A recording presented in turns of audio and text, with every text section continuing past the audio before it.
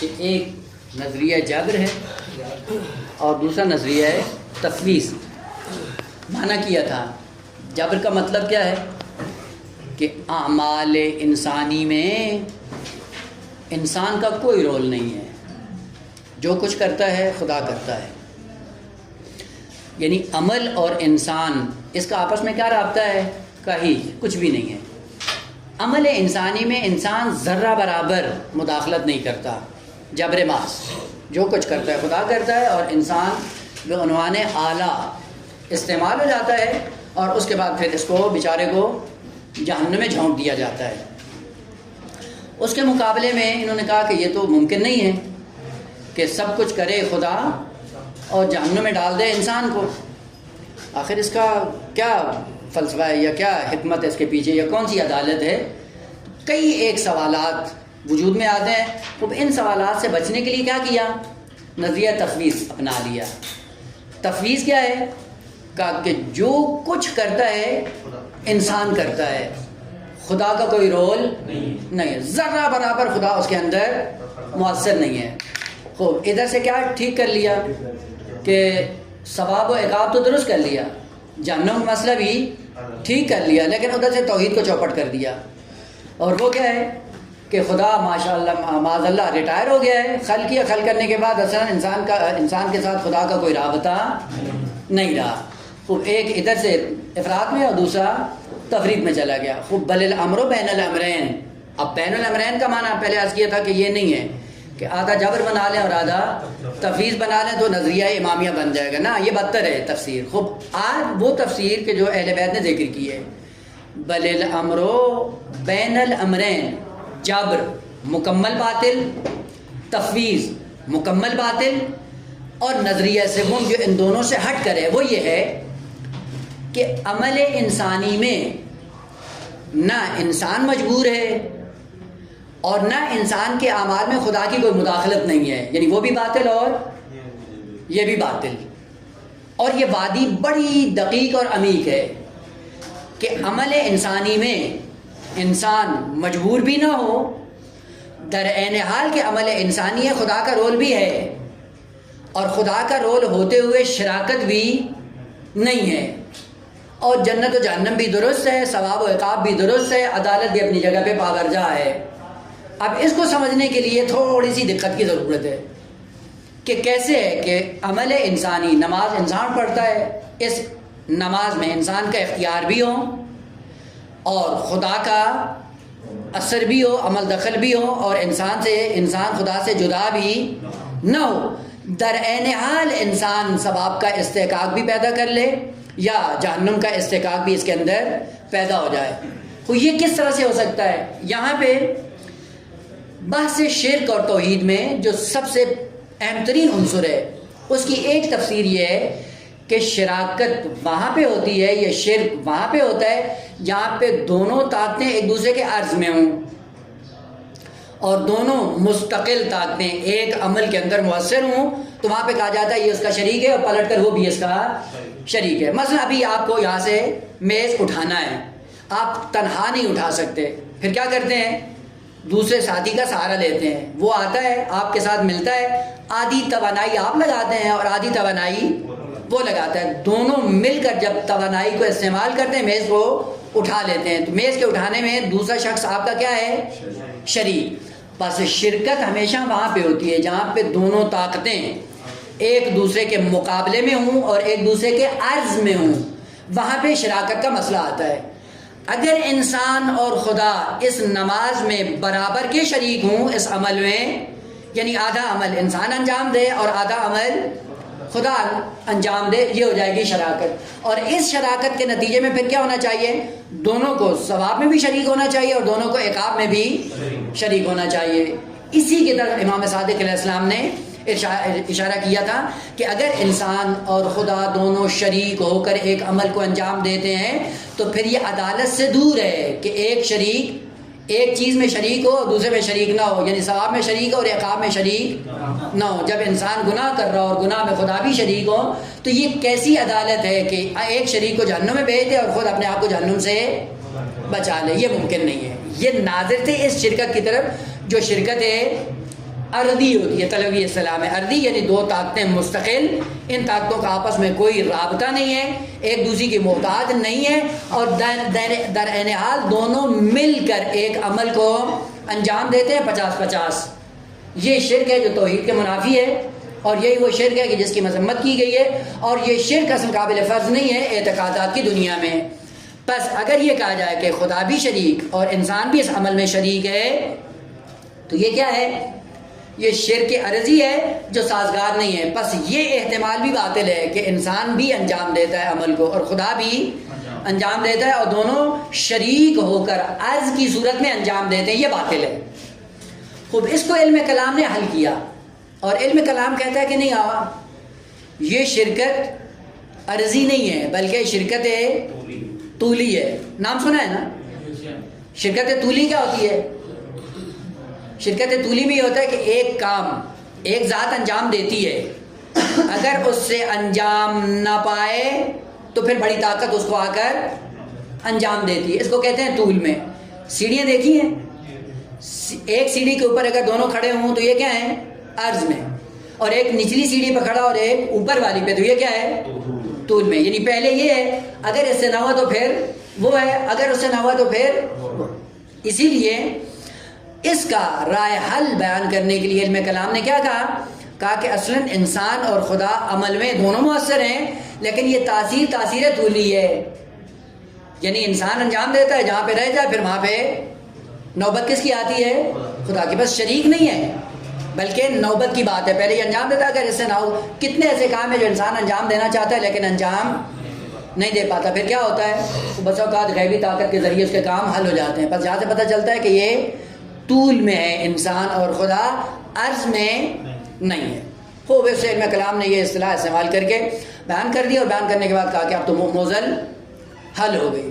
خوب، طول بھی شرک کی ایک قسم ہے، طول بھی باطل ہے، شرکت طولی وہ بھی باطل ہے، کیونکہ طول میں ہوتا یہ بیٹا کہ ایک موجود ایک کام کو انجام دیتا ہے، اگر وہ دے دے تو بعد والے کی ضرورت نہیں ہوتی، اگر پہلا عاجز ہو جائے تو بعد والا اس کو انجام دیتا ہے، اگر وہ بعد والا بھی عاجز آ جائے تو اس سے بالاتر۔ بس اس کا مطلب ہے کہ اگر آپ نے احتمال عقلی کی بنیاد پہ پہلی طاقت سے یہ کام کروا لیا اور اس نے یہ کام انجام دے دیا تو دوسرے کی نوبت آئے گی؟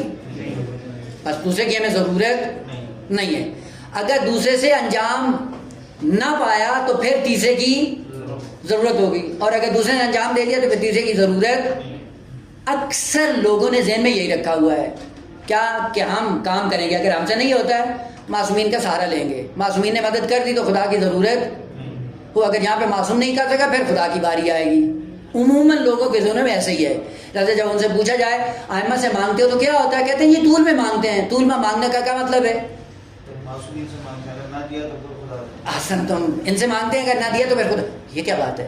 یہ بھی وہی شرک عرضی سے بدتر نہیں ہے، اگر کمتر نہیں، بیشتر نہیں تو کمتر بھی نہیں ہے، یعنی اسی شرک عرضی کی طرح جو بدتر ہے یہ اس سے زیادہ بدتر ہے۔ اور وہ کیا ہے کہ شرک طولی یا انجام طول کی صورت میں انجام دینا کسی فعل کو، وہ یہ بتاتا ہے کہ یہ طاقتیں ہیں مختلف لیکن طاقتیں تقسیم ہوئی ہیں، ایک میں کم ہے، ایک میں زیادہ ہے، اور ایک میں کہیں زیادہ ہے، تو ہر ایک اپنی طاقت کے بلبوتے پہ کام کو جب انجام دے گا، اگر اس نے دے دیا تو بڑی والی طاقت کی ضرورت نہیں پڑے گی۔ اسی لیے مثلا اگر انسان کے پاس پیسہ نہ ہو تو سب سے پہلے کیا کرتے ہیں؟ والدین سے مانگتے ہیں، اگر انہوں نے دے دیا تو ٹھیک، اگر نہیں دیا تو پھر کیا، وہ تیری ضرورت نہیں، مزدوری کر لیں گے، وہ مزدور بن کے اگر بنا سکے تو وہاں سے لے لیں گے، اگر مزدوری سے بھی نہیں ہوا بھیک مانگ لیں گے، وہ مفت میں مل جائے گا۔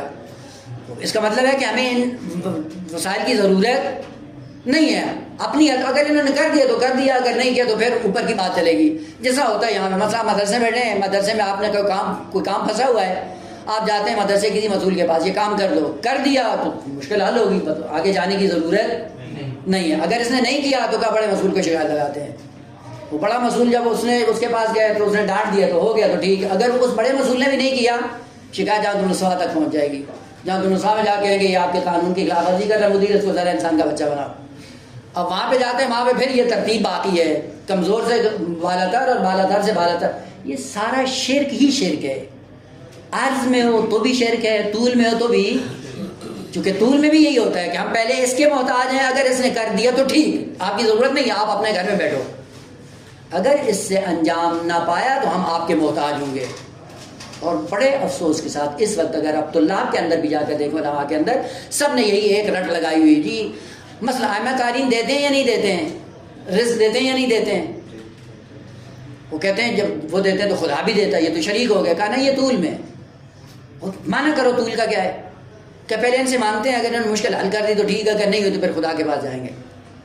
یہ بدتر ہو گیا. یعنی گویا کہ آپ نے وہی شرک عرضی بنایا ہے، لیکن آپ نے مراتب قائم کر دیے ہیں، کمزور سے کمزور تر اور اقویٰ سے اقویٰ تر بنا دیا ہے. وَإِلَّا آپ نے بھی خدا کو سائڈ میں لگا دیا ہے، ائمہ کو لے لیا، خدا کے مقابلے میں لے لیا ہے. بس شرکت عرضی بھی باطل ہے، شرکت طولی بھی. پھر مسئلہ کیا ہے، پھر کیسے ہو کہ انسان بھی ہو اور خدا کا عمل دخل بھی ہو اور شرک بھی نہ آئے، اور عمل بھی اس کا خدا کا بھی رول ہو اور انسان کا بھی رول. یہاں سے بیٹا ایک مقدمہ یہاں پہ عرض کروں، اگر یہ مقدمہ ذہن میں آ گیا تو مسئلہ حل ہو جائے گا انشاءاللہ. باقی بات انشاءاللہ بعد میں عرض کروں. اور وہ یہ ہے، عرض کیا تھا کہ نظام کیا ہے، نظام آسن. اور نظام آسن کی دلیل کیا تھی کہ نظام کس کا ہے، سبب اور مسببات کا، علل اور معالل کا. بغیر علت کے کوئی معلول وجود میں نہیں آئے گا، بغیر سبب کے کوئی مسبب وجود میں نہیں آئے گا. اب جب بغیر علت کے یا بغیر سبب کے کوئی مسبب یا کوئی معلول وجود میں نہیں آئے گا، اس علت کی کتنی قسمیں ہیں؟ تقسیمات بہت زیادہ ہیں، لیکن جو ہماری بات سے مربوط ہے وہ یہ ہے کہ کبھی علت تامہ ہوتی ہے اور کبھی علت ناقصہ. علت تامہ اور علت ناقصہ میں فرق یہ ہے کہ اگر ایک معلول کو ایک علت کی ضرورت ہے اور اس معلول کی تمام تر ضروریات اس علت کے ہاتھ میں ہیں اور اس کے علاوہ کوئی اور علت مؤثر نہیں ہے، تو جب وہ علت ہوگی یہ معلول وجود میں آ جائے گا، کیونکہ اس کی زمام اس علت کے ہاتھ میں ہے اور اس علت کے علاوہ یہ کسی اور چیز کا محتاج نہیں ہے. مثلا آپ نے کہا کہ مجھے کپڑا گیلا کرنا ہے، اور کپڑا گیلا ہوتا ہے پانی سے، اور معلوم یہ ہے کہ فقط پانی سے ہی گیلا ہوتا ہے. تو جیسے ہی پانی کو آپ اس کے اوپر ڈالیں گے کپڑا کیا ہو جائے گا، گیلا ہو جائے گا. بس الگ سے کسی اور چیز کی ضرورت نہیں پڑے گی. بس علت تامہ وہ ہے کہ جب موجود ہو تو معلول کا وجود کیا ہو جاتا ہے، حتمی، ضروری. ممکن ہی نہیں ہے کہ علت تامہ موجود ہو اور معلول وجود میں نہ آئے. اس کے مقابلے میں علت ناقصہ، علت ناقصہ یہ ہوتی ہے کہ ایک معلول کو وجود میں آنے کے لیے چند چیزوں کی ضرورت ہے. اگر وہ چند چیزیں مل کر اکٹھی ہو گئی معلول بن جائے گا، اور اگر ان میں سے ایک بھی غائب ہوئی معلول وجود میں نہیں آئے گا. مثلا آپ کو چائے بنانا ہے، چائے ہے آپ کا معلول.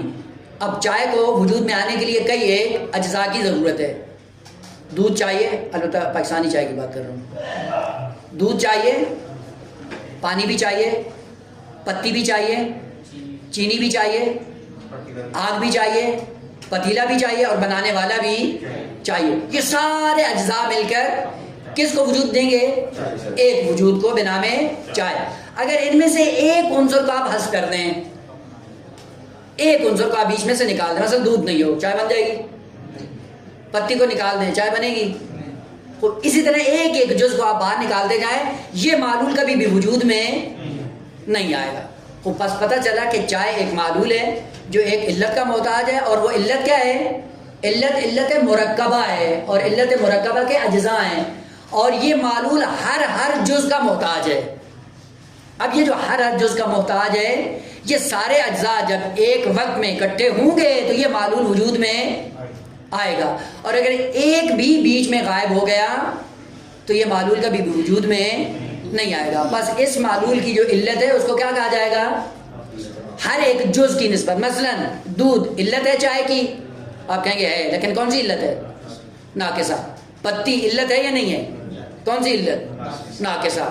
آگ علت ہے یا نہیں ہے، لیکن کون سی علت، یہ علت ناقصہ اس وقت مکمل ہوگی جب سارے اجزاء اس کے مکمل ہو جائیں. خوب جب سارے اجزاء مکمل ہوں گے تب یہ معلول وجود میں آئے گا. خوب اب یہاں پہ یہ جتنے علت کے اجزاء ہیں یہ سارے کے سارے مل کر کیا ہیں؟ یہ مل کر علت تامہ ہے. اور اجزاء آپس میں ہر ایک جز اپنی اپنی جگہ پہ کیا ہے؟ ایک اثر رکھتا ہے اس معلول کے اندر. اگر ایک جز کو آپ نکال لیں گے یہ معلول کبھی بھی وجود میں ہے. خوب اگر اس علت ناقصہ کو مانا جائے کہ آیا انسان عمل کی علت تامہ ہے اور خدا کا کوئی رول نہیں ہے، خوب یہ کیا ہے؟ تفویض. اور اگر آپ نے کہا کہ خدا علت تامہ ہے عمل انسانی میں تو کیا ہو جائے گا؟ جب. خوب نہ تفویض ہے اور نہ ہی جب. آپ نے کہا کہ یہ دونوں مل کر ہیں، اگر یہ دونوں مل کر ہیں تو پھر کیا ہے؟ یہ وہی شرک ہے. یعنی یہ علت ناقصہ ہے انسان اور علت ناقصہ ہے خدا. اگر اس طرح سے ہو تو یہ شرک ہے. اب وہ طول میں ہو یا عرض میں فرق نہیں کرتا ہے.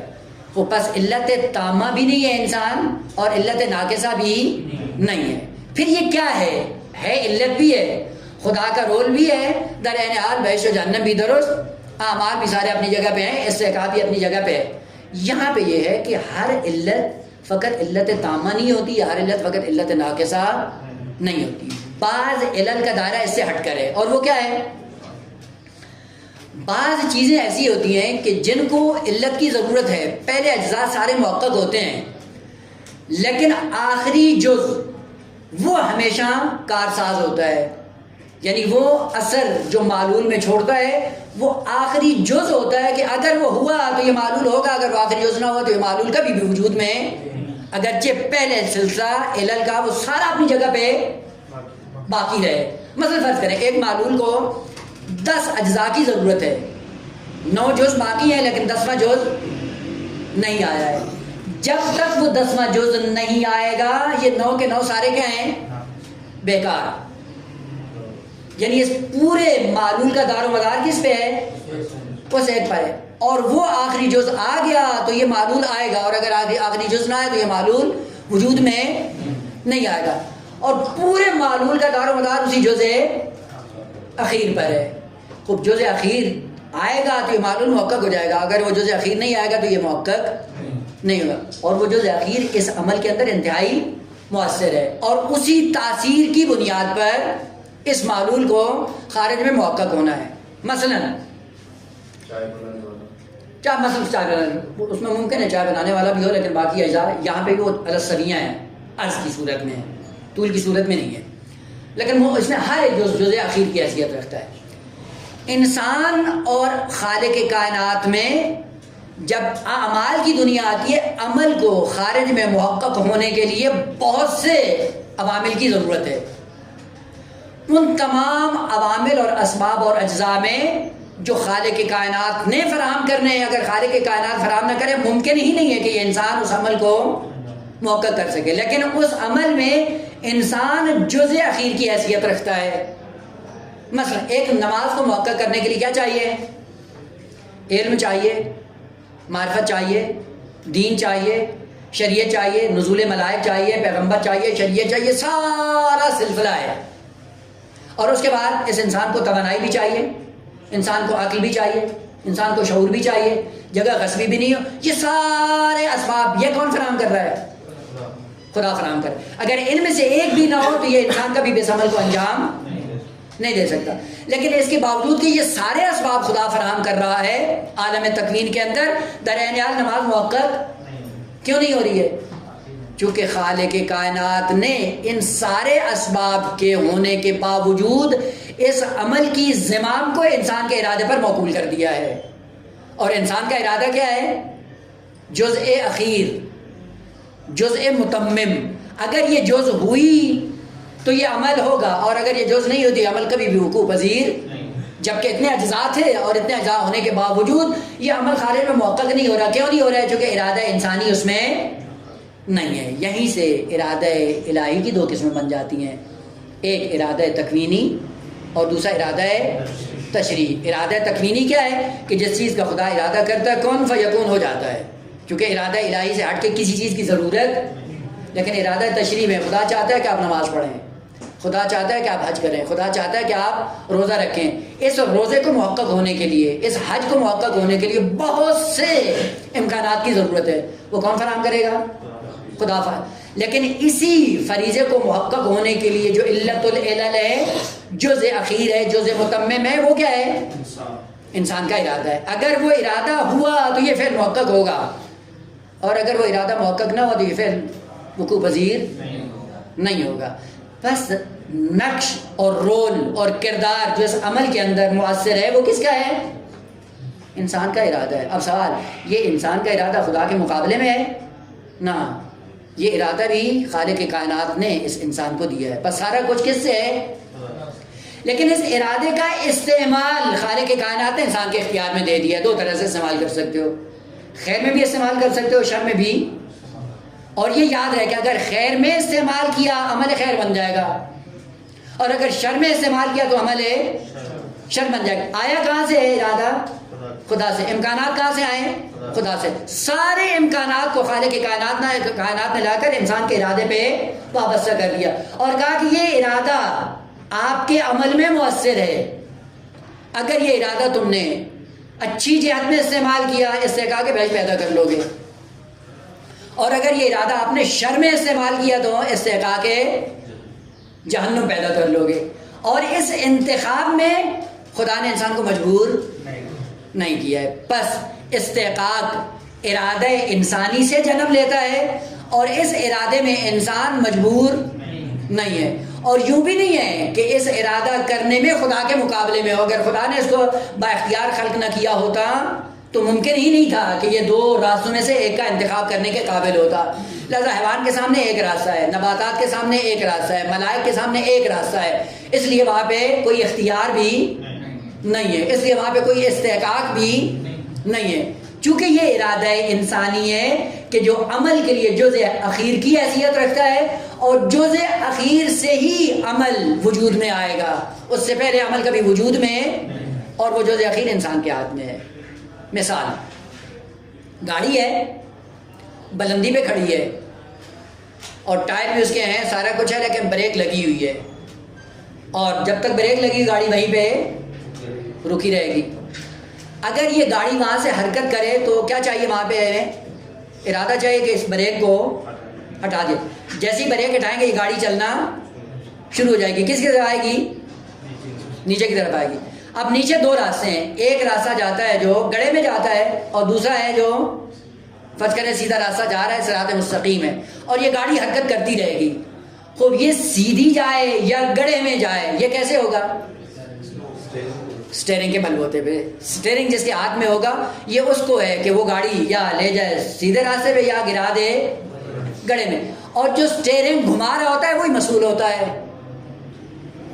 اب گاڑی مسئول نہیں ہے، گاڑی کا بنانے والا مسئول نہیں ہے. گاڑی کا راستہ سارا ہموار اس نے کیا ہے، لیکن کہا کہ یہ اسٹیئرنگ کے بلبوتے پہ اپنی حرکت کو جاری رکھے گی. چاہے تو اپنے آپ کو گڑھے میں گرا دے، چاہے تو راستے پہ چلتے ہوئے اپنے آپ کو سالم اور صحیح و سالم اپنے مقصد کے لیے لے کر چلی جائے. بس اسٹیئرنگ کا بڑا رول ہے. اور یہ رول کیا ہے؟ یہ اسٹیئرنگ انسان کے ہاتھ میں ہے. ہر عمل کو محقق ہونے کے لیے بہت سے وسائل کی ضرورت ہے. وہ سارے وسائل خدا فراہم کرتا ہے، بس خدا کا رول ہے. لیکن اس عمل کے اندر جو استحقاق پیدا ہوتا ہے وہ جزء اخیر سے ہوتا ہے، اور وہ جزء اخیر کس کے ہاتھ میں ہے؟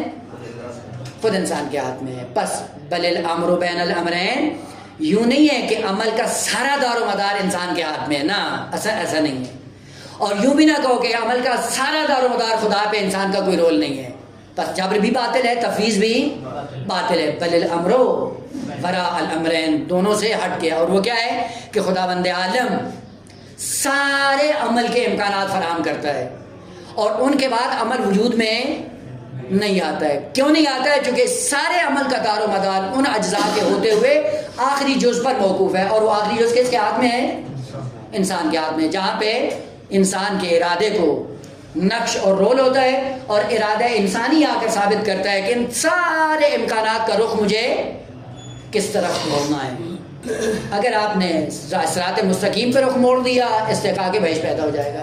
اور اگر آپ نے اس پورے قافلہ وجودی کو صراط مستقیم سے منحرف کر دیا آپ اپنے ارادے کے سبب سے، استحقاق جہنم پیدا ہو جائے گا. خوب، یہ جو استحقاق پیدا ہوا ہے، اس میں آیا خدا نے کہا کہ تم یوں کرو تکوین میں؟ نہ، ایسا نہیں کیا. لیکن تشریح میں بھلے، تشریح میں کہا ہے کہ میں نہیں چاہتا ہوں گناہ کرو، میں چاہتا ہوں کہ نماز پڑھو، بس ارادہ میرا ہے، ارادہ ہے تشریح، تکوینی نہیں. جبر کہاں سے آتا ہے؟ کہ جب ارادہ تکوینی خداوند عالم ہو، وہاں سے جبر لازم آتا ہے. بس جبر نہیں ہے، یعنی ارادہ تکوینی. خدا نے نہیں کہ میں تکوین میں نماز تو اسے پڑھواتا رہوں گا، نہ، کوئی ارادہ تکوینی نہیں ہے، ارادہ ہے تشریح. اب آئیں قرآن کی طرف. قرآن نے اس کو کس طرح سے بیان کیا ہے؟ آیت آج کی تھی سورہ بارکہ نساء کی ہے. آ کر یہ لوگ پیغمبر صاحب کو تانا دیتے تھے کہ اگر ان کو ان تصبہم حسنۃ یقولوا ھذہ من عند اللہ، کہ اگر کوئی حسنہ پہنچتا ہے ان کو تو کہتے ہیں خدا کی طرف سے، اور اگر ان کو کوئی سیئہ پہنچتا ہے تو کہتے ہیں ھذہ من عندک، یہ تیری وجہ سے، ہم تو ذلیل ہوئے تیری وجہ سے ہوئے. خدا نے کیا کہا؟ قل کل من عند اللہ، سب کچھ اللہ کی طرف سے. اور یہیں سے پھر منعرف ہو گئے، اسی آیت کو لیا اور کیا کہا؟ خیر و شر من اللہ ہے تعالی. اور پھر فوراً خدا نے تفصیل بھی بیان کر دی. ما اصابک من حسنۃ فمن اللہ، اگر حسنہ آپ کو کوئی پہنچتا ہے تو یہ کس کی طرف سے ہے؟ اللہ کی طرف سے. وَإِنْ أَصَابَكَ سَيِّئَةٌ فَمِن نَفْسِكَ، یہ تیری طرف سے ہے، میری طرف سے. عجیب، یہ تناقض نہیں ہے آیت کے اندر. پہلے کیا کہا؟ سب کچھ خدا کی طرف سے، اور بعد میں کیا کہا کہ اگر حسنہ ہو تو میری طرف سے، اگر سیئہ ہو تو تناقض ہے یا نہیں ہے؟ تو کیسے حل کریں؟ آیت بھی واضح ہو، جابر بھی نہ ہو، تفویض بھی نہ ہو، امر بین الامرین بھی ہو، اور آیت کے اندر تناقض بھی نہ ہو، بات بھی صحیح ہو. کیسے ممکن ہے؟ یہاں پہ آ کر مسئلہ حل ہوتا ہے کہ جب خالق کائنات نے کہا کل من عند اللہ، سب کچھ خدا کی طرف سے ہے، وہاں سے مراد کیا ہے؟ اس نے تکوینی، قدرت تکوینی، سب کچھ خدا کی طرف سے. حتیٰ انسان جو زنا کرتا ہے تو بھی اس نے تکوینی کے سائے میں. اگر خدا نے طاقت نہ دی ہو زنا کی، انسان زنا کر سکتا ہے؟ اگر چوری کرتا ہے تو بھی اس نے تکوینی کے سائے میں. اس نے تکوینی کیا؟ یعنی تکویناً خدا نے اس کو توانائی اور قدرت عطا کی ہے، اور وہ لمحہ بلمحہ آ رہی ہے اس کے پاس. اور اگر وہ خدا طاقت چھین لے پھر آپ کہہ سکتے ہیں یہ مجبور ہے. مثلا ایک زانی زنا کرنا چاہتا ہے اور زنا کرتے وقت خدا توانائی چھین لے، خود زنا نہیں کر پائے گا. یہ توانائی دی ہے خدا نے، بس یہ توانائی کیا ہے؟ اس نے تکوینی. اس لیے خدا نے کہا کل من عند اللہ، گناہ کرتے ہو تو بھی میری طاقت کے بل بوتے پہ، اچھائی کرتے ہو میری طاقت کے بل بوتے پہ. اگر میں نے طاقت نہ دی ہوتی تو کسی کام پر قادر نہیں ہے. ہم قادر ہیں کسی کام پہ؟ وضو کرتے ہیں کس بل بوتے پہ؟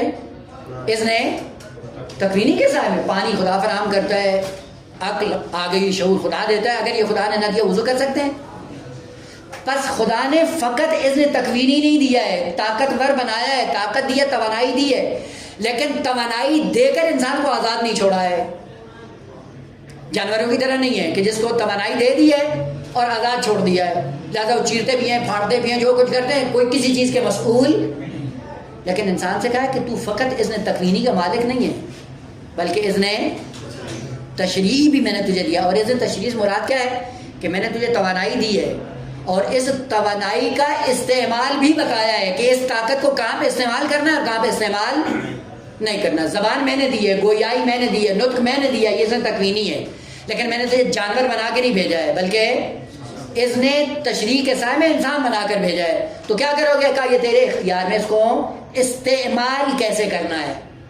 اس استعمال کو کیا کہا جاتا ہے؟ اس نے تشریح. یعنی زبان جب اعلانی ہے تو کیسے اعلانی ہے؟ غیبت میں نہیں، تہمت میں نہیں، جھوٹ میں نہیں، فلاں میں نہیں، فلاں میں نہیں. کس میں بولنا ہے؟ صداقت سے کام لینا ہے، قرآن میں کام لینا ہے، فلاں فلاں فلاں. وہ یہ استعمال کے راستے بتا دیے دو. بس جب خالق کائنات نے کہا قل کل من عند اللہ، جو کچھ ہوتا ہے خدا کی طرف سے ہوتا ہے، یعنی اس نے تکوینی کے سائے میں. ما اصابک من حسنۃ فمن اللہ، جو تم اچھائی کرتے ہو یہ کس کی طرف سے ہے؟ کیوں؟ چونکہ یہاں پہ اس نے تکوینی بھی ہے اور اس نے تشریعی بھی ہے. دونوں کس کی طرف سے ہیں؟ خدا کی طرف سے. اور جب خدا نے طاقت بھی دی اور طاقت کا استعمال بھی بتایا، تم نے خدا کی بات سنتے ہو طاقت کو وہیں پہ استعمال کیا، یہ سارا لطف کس کا ہے؟ خدا کا. بس یہ سارا کچھ خدا کا ہے. استحقاق کہاں سے ہوا؟ اسی لیے معصوم فرماتے ہیں کوئی استحقاق نہیں ہے، یہ سارے کا سارا کیا ہے؟ تفضل ہے خدا کا. تکوین بھی اس نے دیا، تشریح بھی اس نے دیا، عقل بھی اس نے دی، توانائی بھی اس نے دی، شعور اس نے دیا، سب کچھ اسی نے دیا. اور استعمال کا طریقہ بھی بتایا. تم نے کیا کیا ہے؟ امانت دار بن کر تم نے خداوند عالم کے فرامین کی پیروی کی اور اطاعت کی ہے. اس اطاعت کے نتیجے میں کیا ہے؟ وما رمیت اذ رمیت ولکن اللہ رما. یہ اللہ کا فعل ہے. کیوں؟ چونکہ اذن تکوینی بھی اس کا ہے اور اذن. لیکن جب انسان گناہ کرتا ہے تو وہاں پہ اذن تکوینی ہوتا ہے یا نہیں ہوتا ہے؟ اذن تشریعی ہوتا ہے؟ چونکہ اذن تشریعی نہیں ہے لہذا کیا ہے؟ گاڑی کا اسٹیئرنگ یہ موڑ دیتا ہے. خدا کی مرضی کے بغیر موڑتا ہے اور اسی سے استحقاق جہنم پیدا ہو جاتا ہے. اسی لیے خدا نے کہا وما اصابک من سیئۃ فمن، یہ تیری طرف سے ہے. تو نے نظام تکوین اور تشریع کو پامال کرتے ہوئے رخ کائنات کو موڑ دیا ہے. اور جب رخ کائنات موڑا ہے یہ کس کی وجہ سے ہوا ہے؟ تیری وجہ سے. یہی سے استحقاق عقاب پیدا ہو جاتا ہے. بس امر بین الامرین کیا ہے کہ جبر بھی نہیں ہے، تفویض بھی نہیں ہے. مبنی امامیہ کیا ہے کہ سب کچھ توانائی اور قدرت کے عالم میں خدا نے فراہم کیا ہے، لیکن اس توانائی کے استعمال کی جزء اخیر اور جزء العلت اور وہ جو آخری علت ہے وہ کس کے ہاتھ میں ہے؟ انسان کے ہاتھ میں، بنام ارادہ انسانی. اور ارادہ انسانی جیسے ہی موقع ہوگا یہ عمل وجود میں آ جائے گا. پس وہ جزء اخیر ہے جو آ کر اس عمل کو جامع عمل پہناتی ہے اور جس سے عمل خارج میں وقوع پذیر ہوتا ہے. جہاں سے ارادہ مڑے گا عمل کا رخ مڑ جائے گا. پس یہ رخ موڑنا کس کا کام ہے؟ یہی سے استحقاق وجود میں آتا ہے. البتہ اطاعت کی دنیا میں تفضل ہی تفضل ہے، لیکن عقاب کی دنیا میں کیا ہے؟ وہاں پہ چونکہ انسان کی بدماشی ہے استحقاق عقاب وجود میں آتا ہے. اور یہی کہ انسان جب اس رخ کو موڑتا ہے تو اس رخ موڑنے میں دو طاقتیں رخ موڑ رہی ہیں، یعنی خدا بھی ہے اور انسان بھی ہے نہ. یہاں پہ نہیں، پر چونکہ شراکت نہیں ہے لہذا استحقاق بھی خدا کی جانب سے. خدا کا کام تھا اسباب کو فراہم کرنا، کر دیا، اور ان اسباب کی زمام کس کے ہاتھ میں رکھ دی؟ انسان کے ہاتھ میں. اور یوں بھی نہیں کہا کہ اس کو خدا کے مقابلے میں لا کر کھڑا کر دیا. کہا نا جب تک تو مجھ سے وابستہ ہے تو چلتا پھرتا ہے، اور جس دن میں تیری زمام روک لوں گا تو ڈھیر ہو جائے گا. بس ابھی بھی اس کا رابطہ خدا سے منسلک ہے. اور منسلک کس صورت میں کہ آنن فآنن توانائی خالق کائنات کی لمحہ بلمحہ خالق کائنات کی طرف سے آ رہی. بس یہ لمحہ بلمحہ خداوند عالم کے ساتھ مربوط ہے، بس خدا سے جدا نہیں ہے. اور ادھر سے جبر بھی نہیں ہے کہ خدا نے اذن تکوینی اور ارادہ تکوینی کے سائے میں اس کو مجبور کر دیا ہو، بس جبر بھی نہیں ہے. توانائی ساری خالق کائنات کی طرف سے آ رہی، بس انسان مرتبط ہے، خدا سے تفویض نہیں ہے. کیونکہ تفویض نے کیا کہا تھا کہ اس کا رابطہ خدا سے کٹ جاتا ہے. نہ رابطہ بھی ہے لیکن ادھر سے مجبور بھی نہیں ہے، اور وہیں سے استحقاق بہشت بھی پیدا ہو جاتا ہے اور استحقاق جہنم بھی پیدا ہو جاتا ہے. بس وہ جزء اخیر اس عمل کے لیے وہ آخری جز کون سی ہے؟ ارادہ انسانی. ارادہ انسانی کے بلبوتے پہ یہ عمل وقوع پذیر ہوگا، ثواب کی صورت میں یا عقاب کی صورت میں، بہشت کی صورت میں یا جہنم کی صورت میں. بس آخری رخ موڑنے والا اس عمل کا، آخری شکل اس عمل کو دینے والا کون سی چیز ہے؟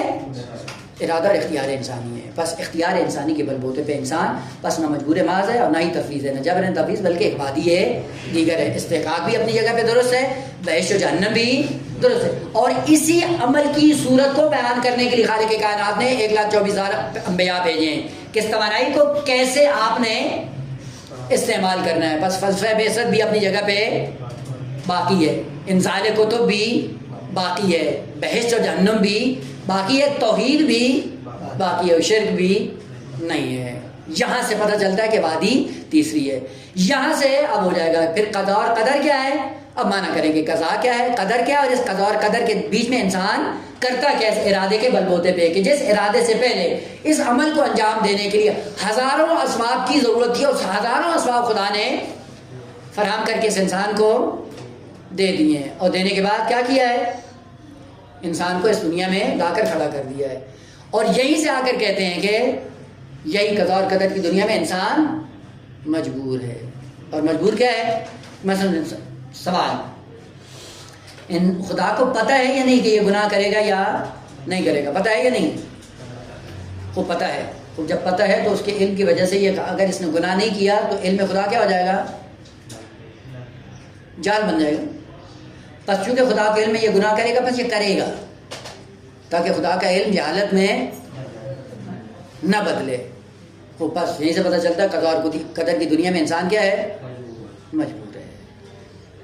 اور اسی جبر کے نتیجے میں پھر کیا کہا یہ تو قسمت میں لکھا تھا، کیونکہ خدا نے کہا یہ کھاؤ گے، کھا رہے ہیں، خدا نے کہا نماز پڑھو گے، پڑھیں گے، خدا نے کہا طالب علم بنو گے، بنیں گے، خدا نے کہا مولانا بنو گے، بنیں گے، خدا کو علم ہے، کیونکہ اگر ہم نہیں بنتے ہیں تو خدا کا علم کیا ہو جائے گا؟ جہالت میں بدل جائے گا۔ فوراً سوال ذہن میں آتا ہے؟ ہو پہلا سوال یہ کہ کس نے کہا کہ خدا کو یہ علم ہے کہ تم یہ کھاؤ گے؟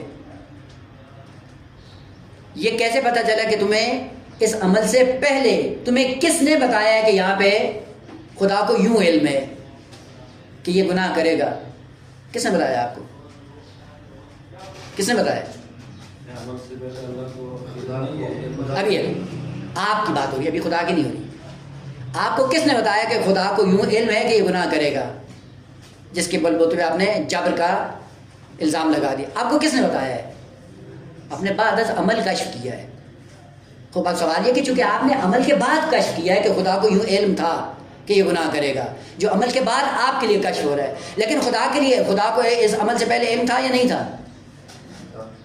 وہ کیسا علم تھا؟ وہ یہ تھا کہ خدا کو علم یہ تھا کہ یہ اپنے ارادے سے گناہ کرے گا، اپنے ارادے سے اطاعت کو انجام دے گا، اپنے ارادے سے یہ کام۔ خدا نے یہ نہیں کہا کہ حتماً اسی ایک جہت کو انتخاب کرے، خدا کا علم یہ تھا۔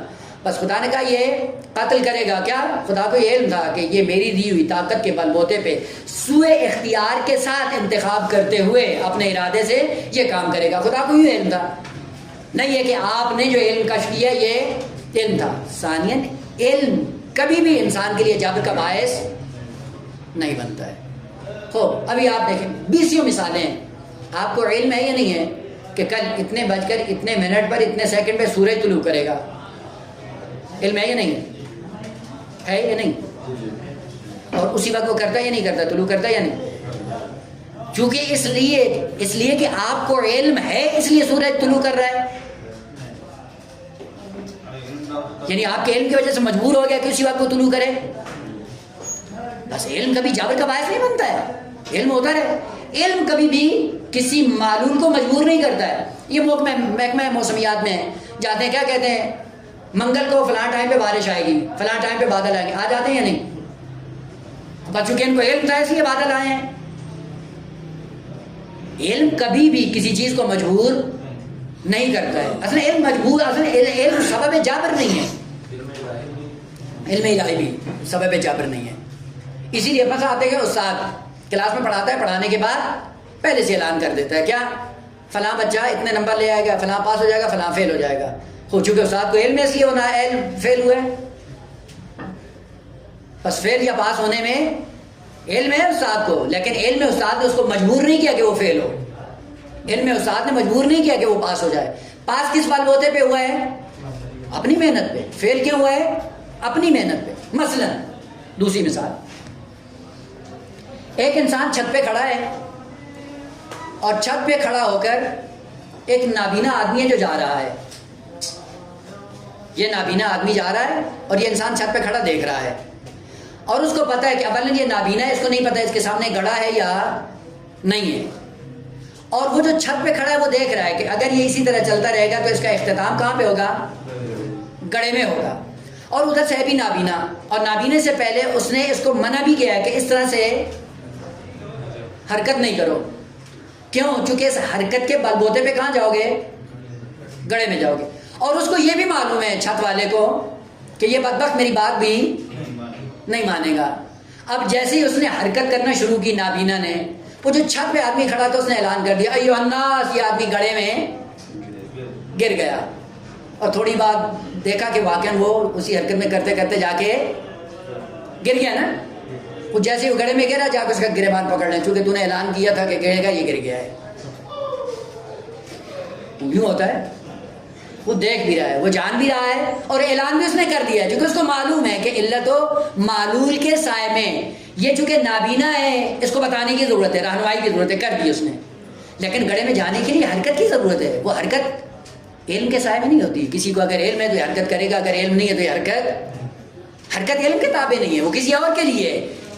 کسی کا علم دوسری کی حرکت کے لیے کبھی بھی علت نہیں ہوتا ہے، تو اس کو علم ہے، لیکن علم سبب بنا ہے کہ یہ حرکت کرے یا یہ حرکت اپنے بل بوتے پہ کر رہا ہے۔ اپنے بل بوتے پہ کر رہا ہے، لیکن اس کو یہ معلوم ہے کہ ایسا ہٹ دھرم انسان ہے کہ اگر اس کو میں بتا بھی دوں تب بھی یہ میری بات سننے والا نہیں ہے۔ اعلان کیا کر دیتا ہے؟ جیسے وہ حرکت کرنا شروع کرتا ہے پہلے اعلان کر دیتا ہے کہ ایھا الناس، یہ نابود ہو گیا، گڑھے میں گرے گا اور اس کی گردن ٹوٹ جائے گی، جاتا ہے گرتا ہے گردن ٹوٹ جاتی ہے، جا کے اس کا گریبان پکڑ لیں، چونکہ تو نے کہا تھا اس لیے گر گیا۔ خوب یہاں پہ عقل آپ کی کیا کہتی ہے؟ یہ کس وجہ سے گرا ہے؟ اپنی حرکت ارادی کے بل بوتے پہ۔ کیوں نابود ہوا ہے؟ اپنے عمل کے ساتھ، اس کے علم کی وجہ سے یا اپنے عمل کے نتیجے میں؟ اپنے عمل کے نتیجے۔ اسی لیے انسان نابینا بن کر دنیا میں آیا ہے، یعنی اس کو حقائق عالم کا پتہ نہیں ہے کہ کون سا عمل میرے لیے بہشت کا سبب ہے اور کون سا عمل میرے لیے جہنم کا سبب ہے۔ اور وہ جو اوپر بیٹھا ہے اس کو معلوم ہے کہ یہ نابینا شخص ہے اور اس نے حرکت کرنی ہے، حرکت کرنے کے لیے اس نے 1,24,000 انبیاء بھیجے ہیں، شریعتیں بھیجی ہیں، کتب آسمانی نازل کی ہیں، اور کتب آسمانی نازل کرنے کے بعد اس نابینا کو بتایا ہے کہ حرکت کیسے کرنی ہے، تمہیں کہاں جانا ہے، یمین کی طرف جانا ہے، یسار کی طرف جانا ہے، یا صراط مستقیم کی طرف جانا ہے۔ اور ادھر سے یہ نابینا ایسا ہٹ دھرم اور لجوج ہے کہ یہ اس کی بات پہ کان بھی نہیں دھرتا ہے۔ لہذا جیسے یہ دنیا میں آتا ہے خدا اعلان کر دیتا ہے کہ یہ شقی ہے اور یہ سعید ہے۔ وہ کیوں؟ کیونکہ اس کو پتہ ہے کہ جس نے حرکت کے راستے پہ چلنا ہے، کون سی حرکت کرے گا؟ اپنے اختیار کے بل بوتے پہ، اپنے ارادے کے بل بوتے پہ۔ بس اگر اس کا علم ہے، اس ذات کو علم ہے، تو اس لیے کہ وہ خالق ہے، وہ جانتا ہے اس کو۔ ایک استاد اپنے شاگرد کو چند ایک عرصہ پڑھانے کے بعد اس کی حقیقت سے آگاہ ہو جاتا ہے، تو وہ خالق جو اس کا علت وجودی ہے، آیا اس کو یہ معلوم نہیں ہے کہ یہ کون سی خصوصیات کا مالک ہے اور کس طرح یہ جا کر اپنے ارادے اور اختیار کو استعمال کرتے ہوئے یہ کہاں پہ جائے گا؟ بس علم الہی کبھی بھی انسان کے لیے جبر کا باعث نہیں بنتا ہے۔ علم کس لیے ہے؟ وہ بھلے چونکہ وہ خالق ہے، اور خالق کو مخلوق کا علم ہوتا ہے، لیکن مخلوق ایسی ہے کہ جس کو خدا نے ارادہ بھی دیا اور اختیار بھی دیا ہے۔ اور دوسری خصوصیت ہے کہ یہ مخلوق ایسی ہے جو لجوج ہے، ہٹ دھرم ہے، نابینا ہے، ہٹ دھرم، جو خالق کی بات سننے پہ آمادہ نہیں ہے۔ نتیجہ کیا ہوگا؟ جب اپنے اس لجوج پنے کے سائے میں حرکت کرے گا، اس حرکت کا انجام کیا ہوگا؟ خوب اس کا انجام یہی ہوگا جس کا اعلان خالق کی کائنات نے پہلے کر دیا ہے۔ یہیں پہ پیغمبر اسلام تشریف فرما تھے، اور جیسے ہی اس بس میں صحابی بھی موجود تھے، ایک دم پیغمبر اسلام نے نعرہ تکبیر بلند کیا، اللہ اکبر۔ صحابی نے پوچھا کہ یا رسول اللہ کیا ہوا؟ کہا کہ 70 سال پہلے ایک پتھر گرا تھا جہنم میں، اور 70 سال کے بعد آج وہ جہنم کی تہ میں جا گرا ہے۔ اور اسی عالم میں آ کر خبر دی کہ ایک یہودی مر گیا ہے جس کی عمر 70 سال تھی، اور وہاں پہ پیغمبر صاحب نے نعرہ تکبیر بلند کیا، کہا کہ یہ وہ پتھر ہے، یعنی مسخ ہو چکا ہے، مقام انسانیت سے گر چکا ہے، جو اپنے عمل کے سائے میں 70 سال تک جہنمی راستہ طے کر رہا تھا، اور آج موت آئی، موت کے آنے کے بعد قعر جہنم میں جا گرا ہے۔ اسی لیے عزیز من، جب تک عالم دنیا میں ہے آپ کی حرکت جاری ہے، یا جہنم کی طرف یا بہشت کی طرف، اور یہی بہشت اور جنت جب موت آئے گی اس کے بعد فیصلہ تمام ہو جائے گا کہ یا ادھر گر جائیں گے یا ادھر گر جائیں گے۔ اس لیے قرآن میں خالق کائنات نے اعلان کیا ہے کہ ایک گروہ بہشتی ہے اور ایک گروہ جہنمی ہے۔ کیوں؟ چونکہ اس کو معلوم ہے کہ یہ انسان اپنے ارادے اور اختیار کے بل بوتے پہ جب یہ حرکت کرے گا تو کہاں پہنچے گا اور اس کا انجام کیا ہوگا۔ بس امر بین الامرین کیا ہے کہ جبر بھی نہیں ہے، تفویض بھی نہیں ہے۔ انسان کو اذن تکوینی کی بھی ضرورت ہے اور اذن تشریعی کی بھی ضرورت ہے، اور اذن تکوینی استحقاق لے کر نہیں آتا ہے جہنم اور جنت کا، وہ اذن تشریعی ہے جو استحقاق لے کر آتا ہے بہشت اور جہنم کا۔ اور وہ اذن تکوینی خدا نے جب فراہم کیا ایک عمل کے انجام دینے کے لیے، اسی میں اذن تشریعی رکھ کر انسان کے حوالے کر دیے کہ اب تیرے اختیار میں اسٹیئرنگ آپ جہاں پہ موڑنا چاہو، جہاں موڑو گے وہیں جا پہنچو گے۔ اگر اسٹیئرنگ آپ نے گڑھے میں موڑ دیا، گڑھے میں جا پہنچو گے۔ اگر صراط مستقیم پہ رکھ کر صراط مستقیم پہ چلتے رہو گے۔ اور یہی اسٹیئرنگ کیا ہے؟ اسی کا نام ہے ارادہ اور اختیار انسانی کے، جس کے بل بوتے پہ اعمال کی دنیا میں استحقاق پیدا ہوتا ہے۔ بس شرک نہ طولی ہے نہ عرضی ہے۔ البتہ دقیق تعبیر ہے کہ میں نے عمدن اس سے راز کیا کہ اگر بعد میں فرصت ہو تو اس کے اشارہ کروں گا۔ یہیں سے اب ان مقدمات کے بعد کہ جب امر بین الامرین ہے، پھر قضا اور قدر کیا ہے، کہ کیسے قضا ہے، تقدیر کیا ہے، تقدیر میں پھر انتخاب کیسا ہے، کہ انشاءاللہ آخری بات اگلے جلسے میں انشاءاللہ بیان کریں گے۔